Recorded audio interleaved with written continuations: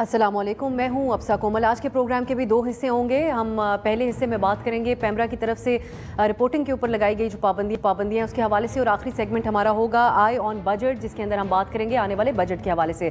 तो पहले बात करते हैं पैमरा की तरफ से रिपोर्टिंग के ऊपर। बिलखुसूस अदालत के अमूर जो है उनकी रिपोर्टिंग के हवाले से कुछ पाबंदियाँ लगाई गई हैं। इससे कोर्ट रिपोर्टर्स बहुत कशमकश का शिकार नजर आते हैं।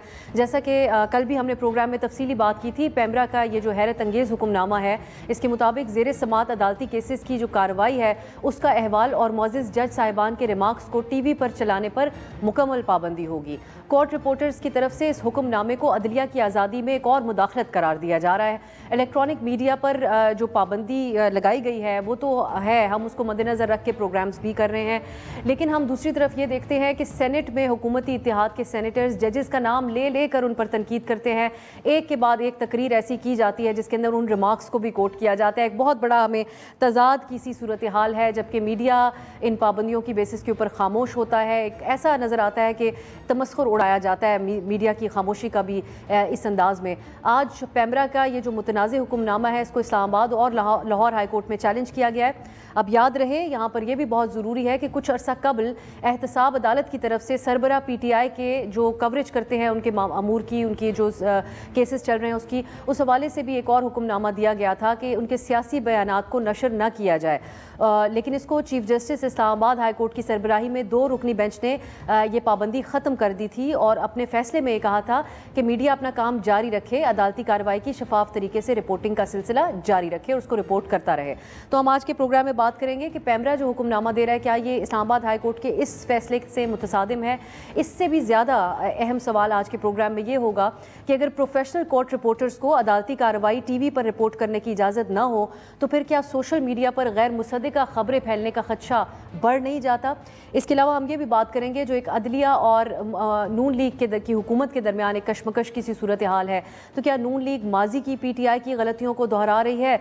जैसा कि हम देख रहे हैं कि इस एक ही वक्त में मीडिया, अदलिया और अपोजिशन सबके खिलाफ नून लीग ने महाज खोल दिया, उसका क्या नतीजा उनके लिए निकलेगा, बात करेंगे आज के प्रोग्राम में। स्टूडियो में मेरे साथ तशरीफ़ फरमाए फयाज़ महमूद साहब, सदर है Islamabad high court journalist association के। बहुत शुक्रिया फयाज़ साहब आपका।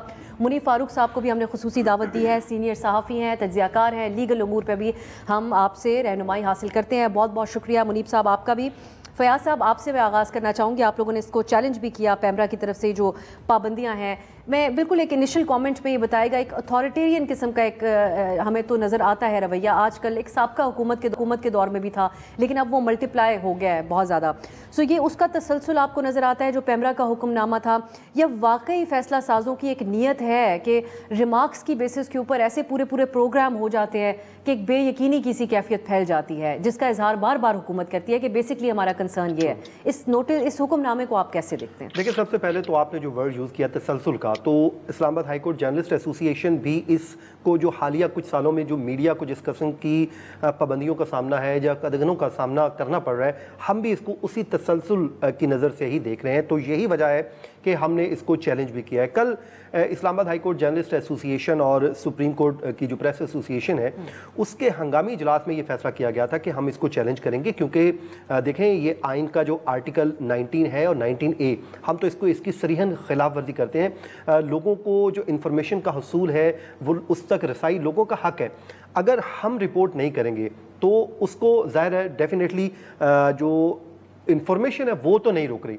आज जितनी प्रोसीडिंग्स हुई है वो टीवी पे रिपोर्ट नहीं हुई, लेकिन आप भी बाखबर हैं, कोई किसी गांव देहात में बैठा हुआ शख्स भी बाखबर है, लेकिन उसमें एक अबहाम ज़रूर रहेगा। लोगों को यकीन उस वक्त आता है जब कोई टेलीविज़न पे या फिर अखबार पे खबर छपती है तो लोग समझते हैं कि ये एक ऑथेंटिक न्यूज़ है। उसकी वजह क्या है? उसकी वजह यह है कि उसके पीछे एक पूरा एडिटोरियल बोर्ड होता है, उसके अलावा उसका अकाउंटेबिलिटी भी कहीं ना कहीं मौजूद है, उसके अलावा अथॉरिटीज़ मौजूद हैं। इसी तरह जो सोशल मीडिया पे इंफॉर्मेशन तो आ जाती है लेकिन लोगों के जहनों में एक अबहाम रहता है, तो इसी को हमने समझते हुए इसको चैलेंज किया है। और चैलेंज करने के पीछे जो रीजनिंग दी गई है जिसपे सुप्रीम कोर्ट के फैसले को जो 2018 का फैसला का जो था उसको तशरीह को बुनियाद बनाया गया कि जी अदालती रिपोर्टिंग हो सकती है लेकिन उस पर आपने असरअंदाज नहीं होना। तो अब मुझे आप बताइए कि जो हालिया दिनों में जो रिपोर्टिंग हुई है, जिन दिनों में ये फैसला आया है 21 मई का, उसमें हम कहाँ पे جو ہے اثر انداز ہوئے ہیں. کوئی کہیں پہ آپ نے پوائنٹ آؤٹ کیا ہے یا کہیں سے آپ کو کچھ شکایت موصول ہوئی ہے؟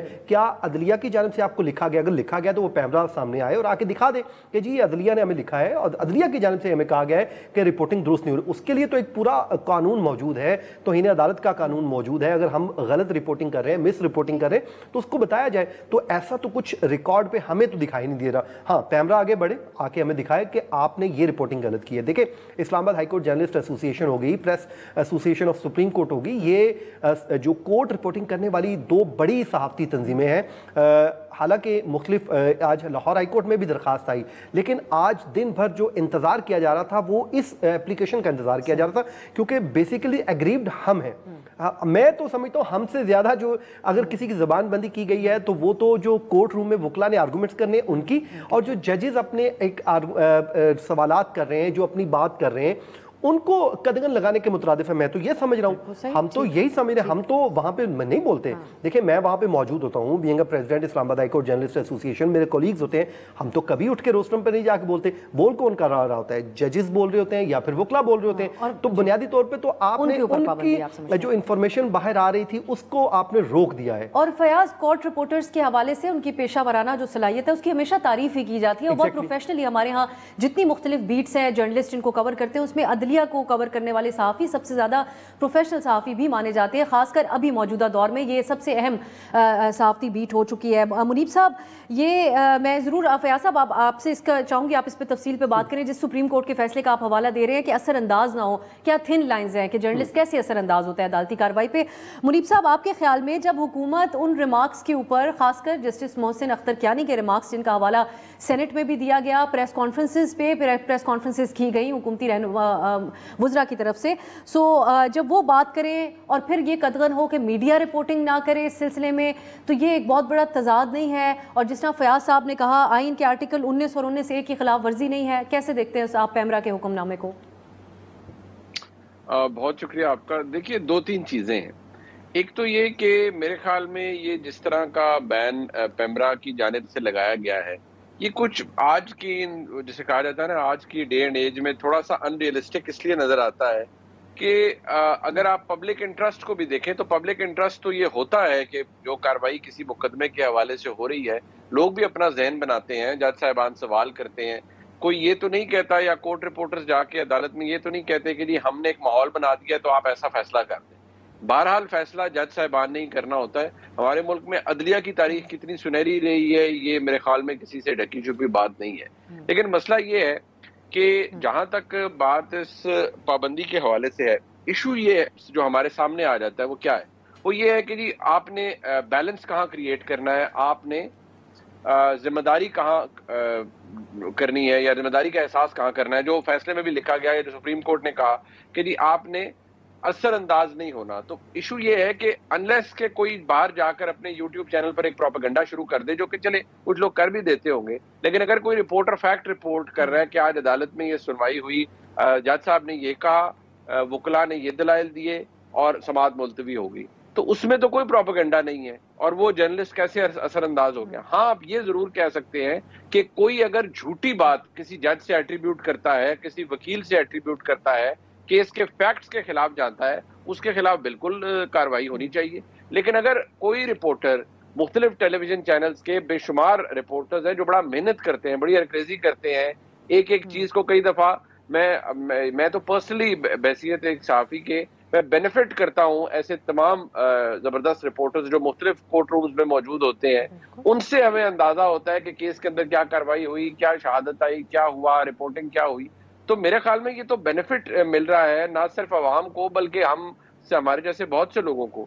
تو اگر اس حد کے اندر رہ کر کوئی رپورٹنگ ہو رہی ہے تو پھر مجھے نہیں لگتا کہ اس پہ کوئی پرابلم ہونا چاہیے. ہاں پھر ایک اور ڈیبیٹ ہے کہ دنیا میں کہیں نہیں ہوتا کہ لائیو جو مقدمات ہیں, سب جوڈس میٹرز ہیں, ان کے اوپر جی کوئی آپ ان کو ڈسکشن میں لے آئیں. تو آپ کو جہاں آپ ہیں, بہت سے لوگوں کو میرا یہ آرگیومنٹ بڑا عجیب لگے گا, بٹ جہاں آپ ہیں آپ نے انہی چیزوں کو دیکھنا ہے نا. تو ایز لانگ ایز کوئی reporter bat any one fact report کر رہا ہے, اپنے آپ کو فیکٹ تک محدود رکھ رہا ہے, کوئی غلط تاثر بنانے کی کوشش نہیں کر رہا اف آئی مے سے, تو پھر ٹھیک ہے, دیر از نو پرابلم. ہاں اگر کوئی جھوٹ بول رہا ہے اس کے خلاف ضرور کارروائی ہو. اب اس کو بھی ڈیفائن کرنے کی بات ہے فیاض، کیونکہ ایک جگہ پہ یہ بھی کہا گیا کہ عوامی مفاد کے معاملات کو البتہ آپ لوگ رپورٹ کر سکتے ہیں، ہمیں نہیں پتا کہ پھر کون سے عدالتی معاملات کو ہم یہ سمجھیں کہ عوامی مفاد کا معاملہ ہے یا نہیں ہے۔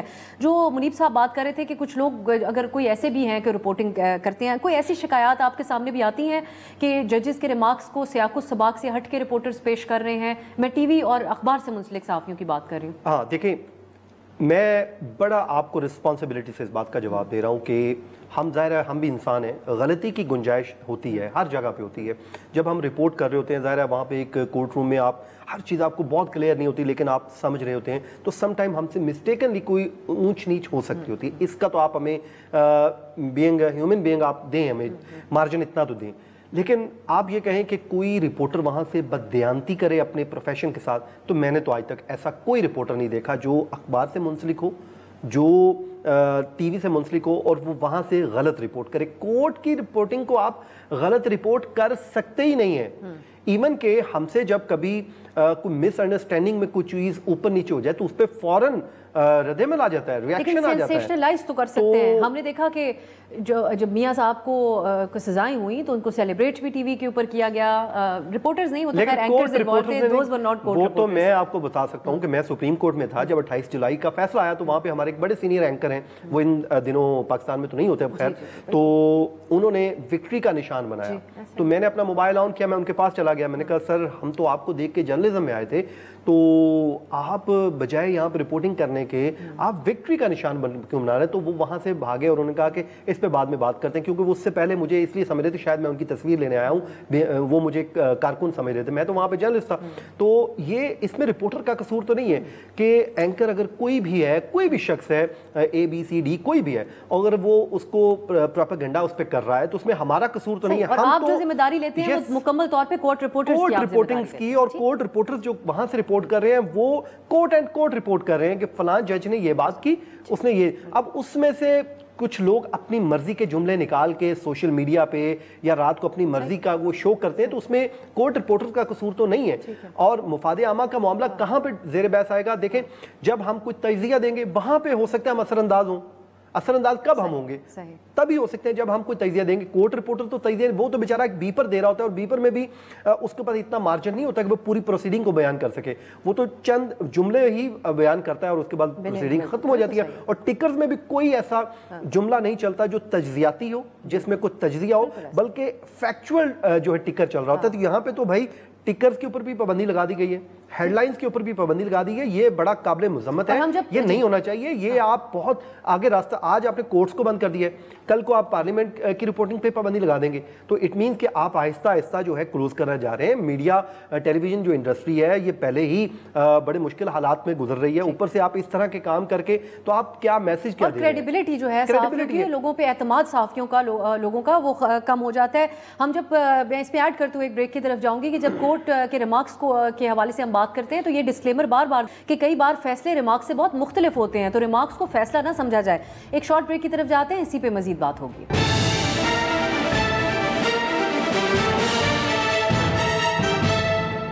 بریک کے بعد خوش آمدید۔ ہم بات کر رہے ہیں عدلیہ کی طرف سے بہت سی پابندیاں، کورٹ رپورٹرز اس کے اوپر بھرپور احتجاج کر رہے ہیں اور پیمرا کے حکم نامے کو عدالت میں چیلنج بھی کرنے جا رہے ہیں۔ اب اس کے اوپر منیب صاحب آپ سے یہ میں جاننا چاہوں گی کہ نون لیگ کا جو طرز عمل ہے آج کل ایک ایکشن ریپلے نظر آتا ہے۔ پی ٹی آئی کے دور حکومت میں جو چیزیں ہوتی رہیں، بعد میں انہوں نے کہا کہ یہ ہم جو ہے وہ جیسے کہ جسٹس عیسیٰ کے حوالے سے ریفرنس تھا، بعد میں انہوں نے تسلیم کیا کہ ہم اسٹیبلشمنٹ کے کہنے کے اوپر کرتے رہے۔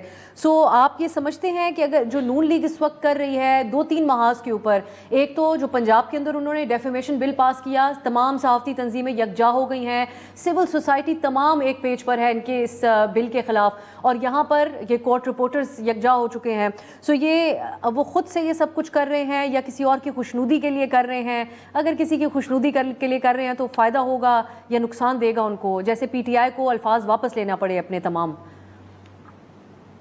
دیکھیے بات یہ ہے افسا کہ جو ایک تو ایشو کچھ چیزوں کو اگر ہم انڈیپینڈنٹلی دیکھیں، مطلب بالکل، بلکہ میں کہوں گا ڈسپیشنیٹلی دیکھیں، ایک چیز تو ایگزسٹ کرتی ہے کہ دنیا تبدیل ہو گئی ہے، we are part of the globe, اور ہم کوئی دنیا سے آئسولیشن میں نہیں رہ سکتے۔ بٹ دنیا جیسے جیسے تبدیل ہوئی ہے، آپ کا ملک جتنا اچھا، جتنا برے حالات میں ہوئے، جتنے اچھے حالات میں ہو، لوگ دنیا اس کا ایک مائکروسکوپک ویو تو لیتی ہے. بٹ ایشو یہ بھی ہے کہ اس کا شکار بحثیت صحافی آپ بھی ہوئی ہوں گی، شاید جو دوست ہمارے بیٹھے ہیں فیاض صاحب وہ بھی ہوئے ہوں، ہم بھی ہوتے ہیں کہ یہ فیک کیسز ہوتے ہیں، فیک سٹوریز بنائی جاتی ہیں، جھوٹ بولا جاتا ہے، اور ود امپیونٹی اینڈ امیونٹی بہت بولا جاتا ہے اور کوئی پوچھنے والا نہیں ہوتا. تو اس بات کو تو ہم سب اکنالج کرتے ہیں کہ جھوٹ تواتر سے بولا جاتا ہے، اور جس نے جس کو بولنا ہوتا ہے، لوگوں کی عزتیں اچھال دی جاتی ہیں، لوگوں کے کیریئرز یا زندگیاں شاید داؤ پہ لگ سکتی ہیں ان حرکتوں کی وجہ سے. یہ ایک آرگیومنٹ ہے. لیکن کوئی کام اکیلے کر لینا، یونیلیٹرلی کر لینا، جیسے اب پنجاب کے اندر ڈیفیمیشن لا ہے، میں بحیثیت ایک پاکستانی بالکل اس کے حق میں ہوں کہ فیک نیوز کے خلاف کریک ڈاؤن ہونا چاہیے، بالکل ٹھیک ہے. لیکن اگر حکومت یہ کہتی ہے کہ ہم تمام سٹیک ہولڈرز کو مطمئن کریں گے اور پھر قانون پاس کریں گے، اور پھر اگر نہیں ایسا ہوتا تو اس کا مطلب ہے کہ حکومت نے بادر نہیں کیا کہ باقی تمام سٹیک ہولڈرز کو پوچھا جائے یا ان کی کنسنٹ لی جائے یا ان سے ایٹ لیسٹ ان کو آن بورڈ لایا جائے، ان کو کنونس کیا جائے. ڈیڈ لاک تبھی آتا ہے نا جب آپ ایک دوسرے کو کنونس نہیں کر پاتے. کچھ امینڈمنٹس تو پروپوز ہوئی ہوں گی ڈیفیمیشن لا کے اندر، کیا وہ اس قابل نہیں تھی کہ ان کو انکارپوریٹ کیا جاتا؟ ابھی بھی میں سمجھتا ہوں کہ انٹینٹ بہت اچھی ہے. میں پنجاب گورنمنٹ کی اس انٹینٹ کے بالکل حق میں ہوں کہ کریک ڈاؤن آپ کریں. جھوٹ نہیں کسی کو اجازت ہونی چاہیے. ہمارے بہت سے جہادی جو یوٹیوب پہ بیٹھے ہوئے ہیں، آپ ان کو جانتی ہیں، وہ تو زمین اور آسمان کے کلامے ملا دیتے ہیں کسی کو پاپولر ثابت کرنے کے لیے، کسی کو ارریلیونٹ ثابت کرنے کے لیے. دوسرا یہ بھی ہمارے ہی ملک میں ہے نا کہ جب کچھ فیصلے آئے تو لوگوں نے یوٹیوب یا ٹی وی کے اوپر بیٹھ کے لڈو کھائے یا گلاب جامن کھائے، اور جس طرح وہ ابھی بتا رہے ہیں کہ نیت پنجاب حکومت کی غلط نہیں ہے اس کے پیچھے، یعنی آپ سمجھتے ہیں کہ نیت غلط نہیں ہے، جہاں پہ وہ کانسٹیٹیوشنل عہدیداروں کو مکمل ان کے لیے ایک مختلف معیار ہے، ٹریبیونل کے ممبر جو سلیکشن ہے اس کا بنانے کا انداز جو ہے اس کے اوپر جو سوال اٹھ رہے ہیں، یہ اس میں نیت کا فقدان نہیں نظر آتا کہیں نہ کہیں؟ دیکھیے اب صاحب، اب ہمارا ویو پوائنٹ مختلف ہو سکتا ہے، آپ اس پہ بالکل رائٹفلی آپ اس کو کرٹیسائز کر سکتی ہیں. میں جب نیت کی بات کرتا ہوں، I am not going into the specifics of the law. وہ آپ کی بات ٹھیک ہے، اس میں ڈسکریپنسی ہے، کانسٹیٹیوشنل آفیسز کا ایک سٹینڈرڈ اور ہے، وہ بالکل ٹھیک ہے. میں بنیادی انٹینٹ کی بات کر رہا ہوں. اس سے تو شاید ہم سب اگری کرتے ہیں نا کہ جھوٹ نہیں ہونا چاہیے، فیک نیوز نہیں ہونی چاہیے، کسی کو اس کی وجہ سے پرابلم نہیں ہونا چاہیے، اور اکاؤنٹیبلٹی بھی ہونی چاہیے. آن لائن جو حرکتیں ہو رہی ہوتی ہیں، وہ اکاؤنٹیبلٹی تو ان کی کسی جگہ پر ہے ہی نہیں نا.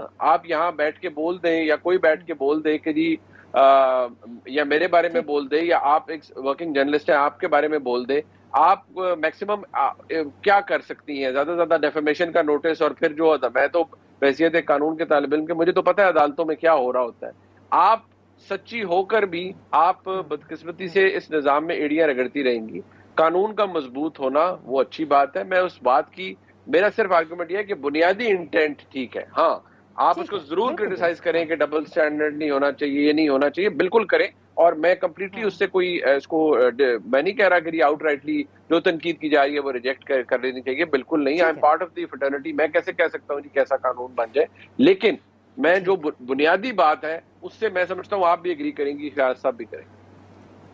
ٹھیک ہے، بالکل درست ہے. اب جب ہم نیت کی بات کرتے ہیں تو یقیناً یہ ضرور کلیریفائی کرنے کی ضرورت ہے کہ کوئی انسان کسی کی نیت کو نہیں جانچ سکتا، یہ خدا کے پاس ہی اختیار ہے. لیکن جو ہم ایک طرز عمل دیکھتے آئے ہیں وہ پی ٹی آئی کے دور میں بھی پیکا کے حوالے سے ترامیم کی گئیں. جواز یہی دیا گیا تھا کہ خواتین کے ساتھ غلط لوگوں کا رویہ ہوتا ہے، ان پہ الزام لگائے جاتے ہیں، ان کی ویڈیوز نشر کی جاتی ہیں سوشل میڈیا پہ، ان کو یا بچوں کے خلاف جو کرائمز ہو رہے تھے پاکستان میں اس وقت زیادہ ہو رہے تھے اس کو حوالہ دیا گیا تھا. لیکن اصل مقصد ہم سب کو معلوم تھا، وہ یہی تھا کہ اپنے خلاف آوازیں دبانے کے لیے اس وقت کی حکومت اور اسٹیبلشمنٹ کی خلاف آوازیں جو تھیں وہ ان کو دبانے کے لیے وہ قانون میں ترمیم تھی. قوانین پہلے بھی موجود ہیں، صرف ان کے اوپر عمل درآمد کرنے کی ضرورت ہے. جیسے آپ نے پیکا کا حوالہ دیا، یہ تو اس ٹائم جسٹس اطہر من اللہ نے جو ہے مداخلت کی اور اس کے بعد ان کی کورٹ میں کیس آ گیا، ورنہ تو آج پی ٹی آئی اس کو بھگت رہی ہوتی. اور میں اب یہ سمجھتا ہوں کہ یہ جو قانون پنجاب حکومت بنا رہی ہے کل کو یہ بھگت رہے ہوں گے. تو بہتر ہے قوانین جو ہے اچھی انٹینشن کے ساتھ بنائے، تاکہ مقصد یہ ہونا چاہیے کہ فیک نیوز، کیونکہ फेक न्यूज़ को ना आप सपोर्ट करी हैं, ना मैं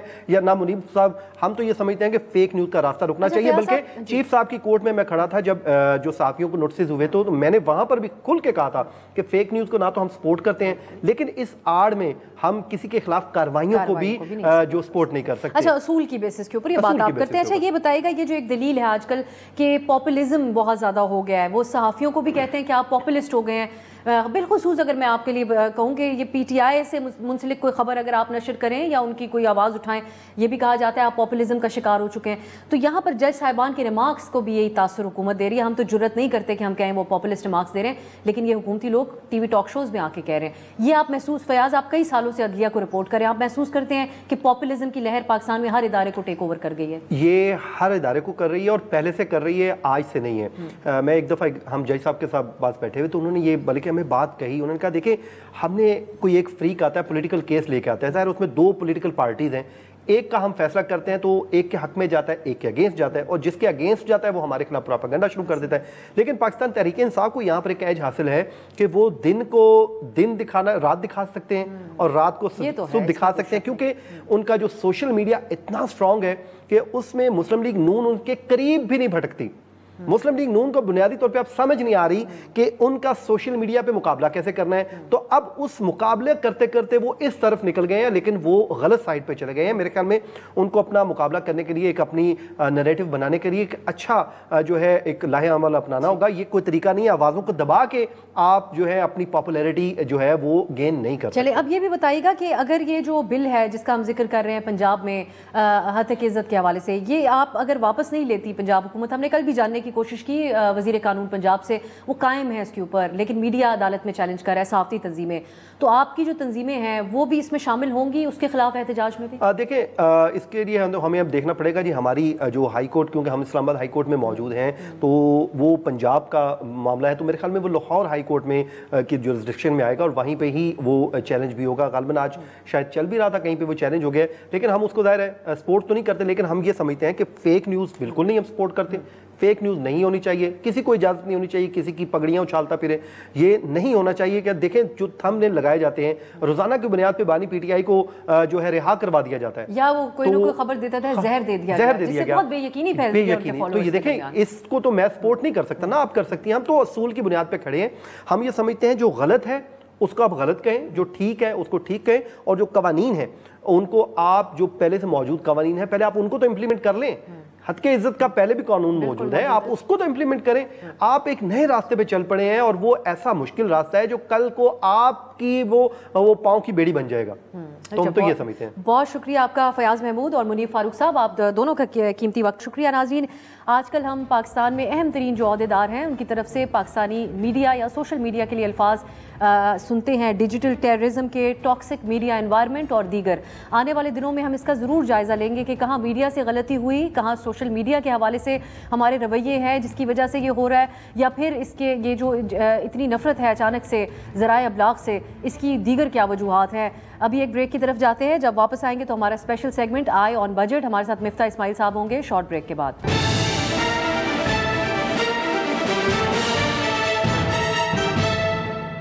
ब्रेक के बाद खुश आमदीद। हुकूमत और IMF के दरमियान मुज़ाकरात का आज आखिरी दौर है। ये टॉक्स आज कंक्लूड हो जाएंगी जो IMF के साथ जारी हैं।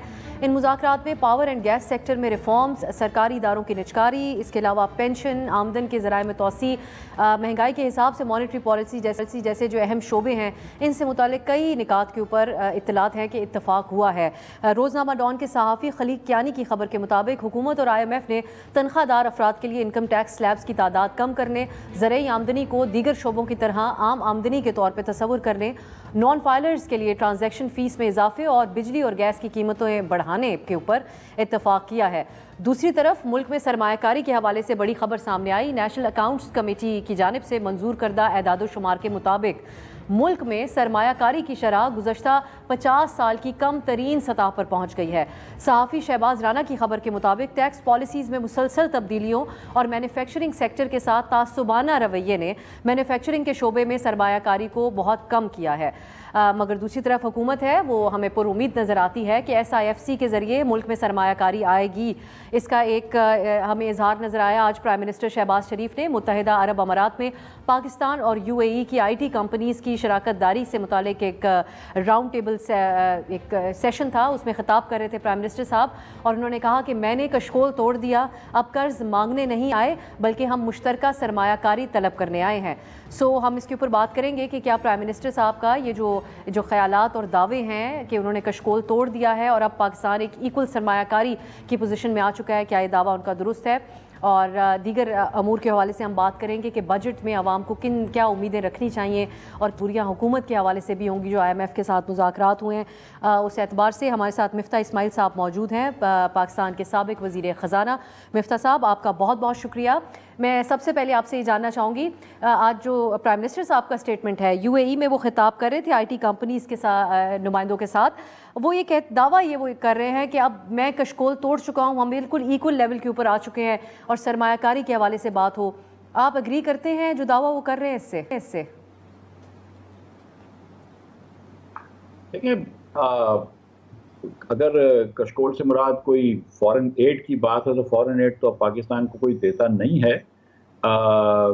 اگر آپ ڈپازٹس کی بات کر رہے ہیں تو یعنی کہ ہمارے پاس کوئی پیسے رکھوا دے اور ہم سے پھر جب ہمارے پاس ہوں تو ہم واپس کر دیں، تو وہ ابھی بھی ہم مانگتے رہتے ہیں۔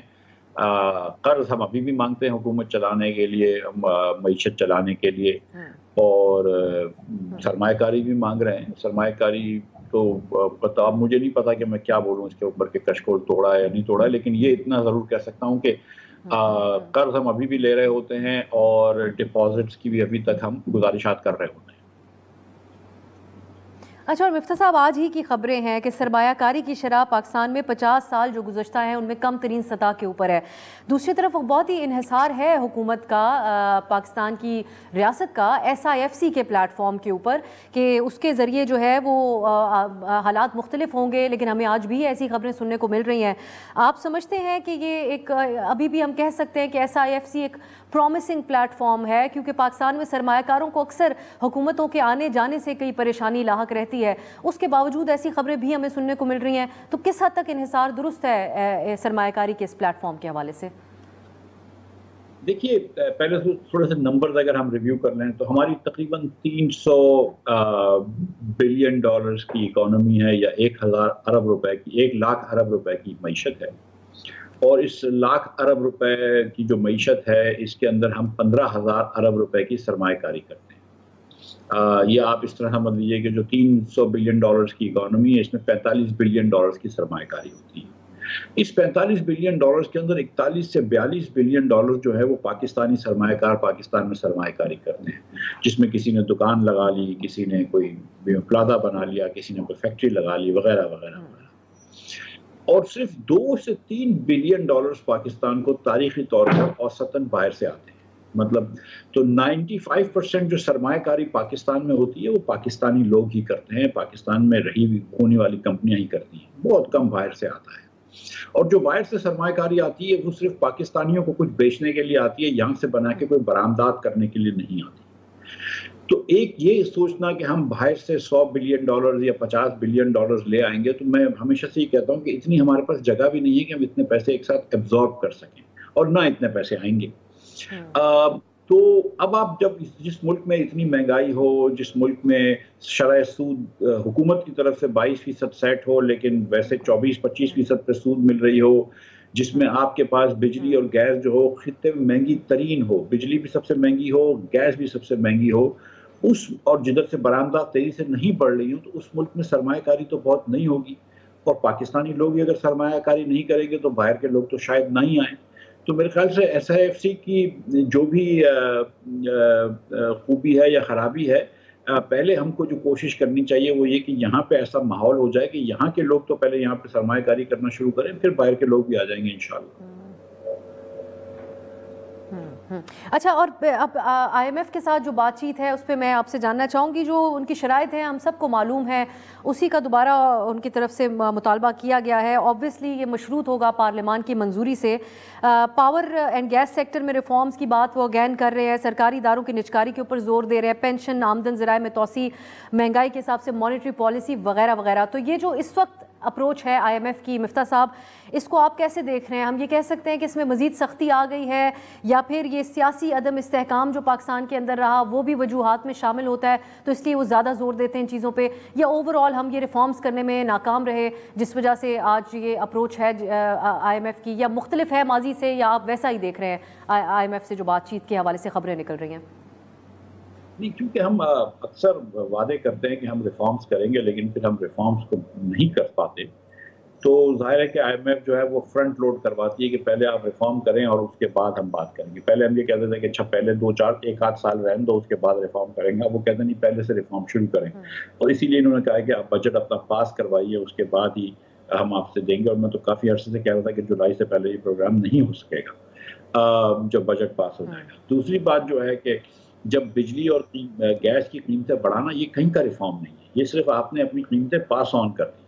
آپ ریفارم اس کو کہتے ہیں کہ آپ بجلی یا گیس کی اپنی جو کاسٹ ہے حکومت کی اس کو کم کریں، تو وہ کرنے میں حکومت ناکام رہی ہے اب تک، اور جب تک کہ وہ نجکاری نہیں ہوگی ان کمپنیوں کی، میرے خیال سے سبسٹینشیل ریڈکشن نہیں آ سکتی ہے۔ ہم ابھی بھی اس سال بھی ہم تقریباً 1000 ارب روپیہ جو ہے وہ پاور منسٹری جو ہے وہ دے گی، پاور منسٹری کو دی جائیں گے فائنانس منسٹری کی طرف سے، اور اس کے علاوہ سرکولر ڈیٹ ہے، اس کے علاوہ مہنگی بجلی ہے، تو ہم کو ادھر ریفارمز کرنے کی بہت ضرورت ہے، اور نجکاری سے یہ شروع ہوتا ہے، لیکن بہت زیادہ پرائس ڈسٹورشنز ہیں، دیگر چیزیں ہیں، اسی طرح دوسری جگہوں پہ بھی ریفارمز کی ضرورت ہے، لیکن کیا یہ حکومت ریفارمز کرنے کے لیے تیار ہے، یہ دیکھنے کی بات ہے۔ پروگرام میں بھی وقت ہوا ایک بریک کا۔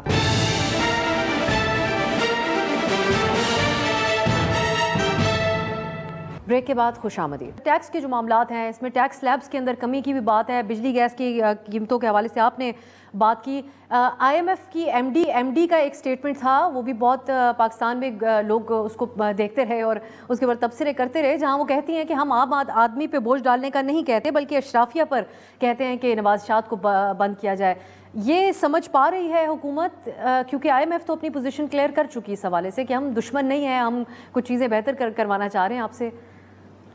IMF بھی سچی بات ہے کہ مینیجنگ ڈائریکٹر صاحبہ جو بھی کچھ فرماتی ہوں، جب IMF کا مشن آتا ہے تو وہ بھی تنخواہ دار طبقوں کے اوپر ٹیکس لگانے کا اور مزید ٹیکس لگانے کا کہہ رہے ہوتے ہیں، ہم سے بھی کہا تھا، لیکن حکومت کو یہ چاہیے، جو میری گزارش ہے کہ حکومت جو ہے وہ دیگر ٹیکسز پیش کرے IMF کو کہ دیکھو ہم یہ کر سکتے ہیں۔ مثال کے طور پہ جیسے ہم نے بات کی ہے ریٹیل کے اوپر، اب IMF بھی کہہ رہا ہے کہ ریٹیل کے اوپر ٹیکس لگایا جائے، ریٹیل شاپس کے اوپر، لیکن میں تو ہمیشہ سے یہ سمجھتا ہوں کہ فنڈامنٹل پرابلم پاکستان کا NFC ایوارڈ ہے، 10 سال سے جو ہم یہ جو معاشی بدحالی ہماری 10-12 ہے، اس کی ایک بڑی وجہ ہمارا وہ ہے، ہمارا NFC ایوارڈ ہے، اور جب تک کہ ہم اس کو نہیں دیکھیں گے اور ہم صوبوں کے پیسے کم نہیں کریں گے تو وفاق کا ڈیفیسٹ بھی کم ہو، اور پھر صوبے اور فورس کے وہ ایگریکلچر ٹیکس کو لگائیں اور صوبے اور فورس کے وہ پراپرٹی ٹیکس جمع کریں اور صاحب ثروت لوگوں سے ٹیکس لیں، تو یہ بہتر نہیں ہوگا۔ یا پھر یہ کہ یہ ٹیکسز جو ہیں کم از کم فیڈریشن میں ٹرانسفر کر دی جائیں، تو فیڈریشن جو ہے وہ بڑی بڑی پراپرٹیز کے اوپر اور بڑے بڑے زراعت کے جو ایکریج ہیں اس کے اوپر ٹیکس لے۔ لیکن اگر آپ 800 1000 2000 ایکڑ زمین رکھنے والے، اراضی رکھنے والے کے اوپر ٹیکس نہیں لگا رہے، اگر آپ اسلام آباد، لاہور اور کراچی میں رہنے والے اربوں روپے کے مکانوں کے اوپر ٹیکس نہیں لگا رہے، تو پھر آپ غریب لوگوں کے اوپر ہی ٹیکس لگاتے ہیں۔ مفتاح صاحب، NFC ایوارڈ کا مسئلہ ہو یا یہ پرائیویٹائزیشن کے حوالے سے حکومت 2-3 جگہ پہ پھنسی ہوئی ہمیں نظر آتی ہے۔ ایک طرف پیپلز پارٹی بڑی اتحادی مخالفت کرتی ہے وہ کچھ اقدامات کی، دوسری طرف اپوزیشن جس کے حوالے سے IMF نے بھی کہا ہوا ہے کہ ملک کے اندر عدم استحکام ہے، سیاسی عدم استحکام۔ پاکستان کی جو بزنس کمیونٹی ہے انہوں نے بھی پرائم منسٹر صاحب کو مشورہ دیا کہ آپ اپوزیشن کے ساتھ ہاتھ ملائیں، کچھ سیاسی استحکام ملک کے اندر لے کے آئیں۔ تو یہ کتنی بڑی وجہ آپ کی نظر میں بن رہی ہے عدم استحکام کی جو پولیٹیکل صورتحال ہے وہ معاشی حوالوں سے؟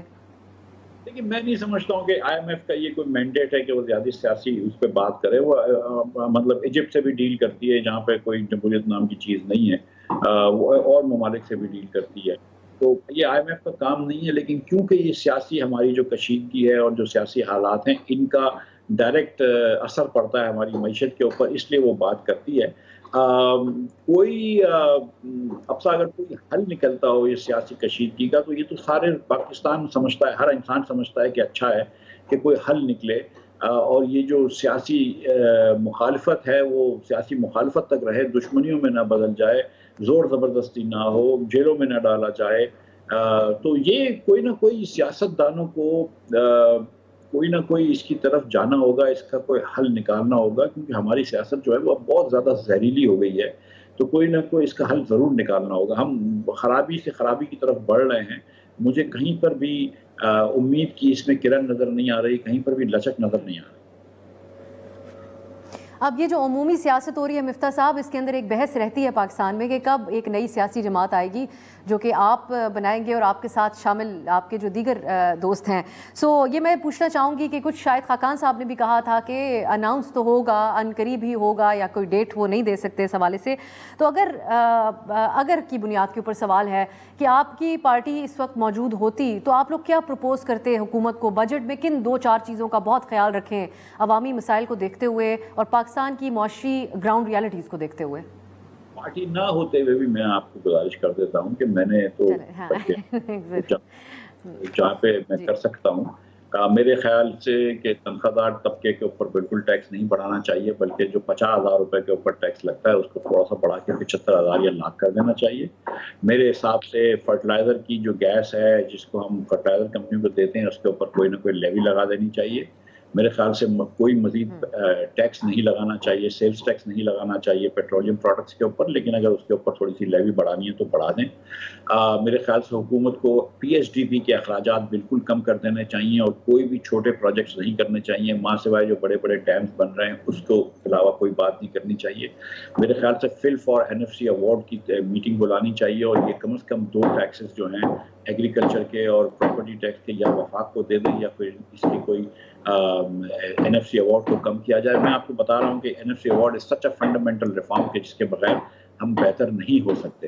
اور میں سمجھتا ہوں کہ ہم کو جو اصل ہمارا مسئلہ معیشت کا ہے اس کے اوپر دھیان دینا چاہیے، جو اس سے معیشت کی پالیسی کا کوئی تعلق نہیں ہے. جس ملک کے اندر 40% بچے اسکول نہیں جاتے ہوں، جس ملک کے اندر 78% 10 سال کے بچے 2 جملے کسی زبان میں نہیں پڑھ سکتے ہیں، وہ ملک ترقی نہیں کر سکتا. جب تک آپ تعلیم کو بہتر نہیں کریں گے کوئی اور باقی ساری باتیں بیکار ہو جاتی ہیں. بہت ہی اہم اور بنیادی بات آپ نے کی ہے. سفارشات آپ امید کرتے ہیں کہ ان کے اوپر اس سے مستفید ہو حکومت اگر یہ پروگرام دیکھ رہے ہیں. مفتاح صاحب آپ کا بہت بہت شکریہ. مفتاح اسماعیل صاحب آپ نے سنی. ناظرین یہ جو سلسلہ ہے ہمارے خصوصی سیگمنٹ کا یہ بجٹ کے تک جاری رہے گا، بجٹ کے دن تک جاری رہے گا. آج کے لیے اجازت دیجیے. خدا حافظ.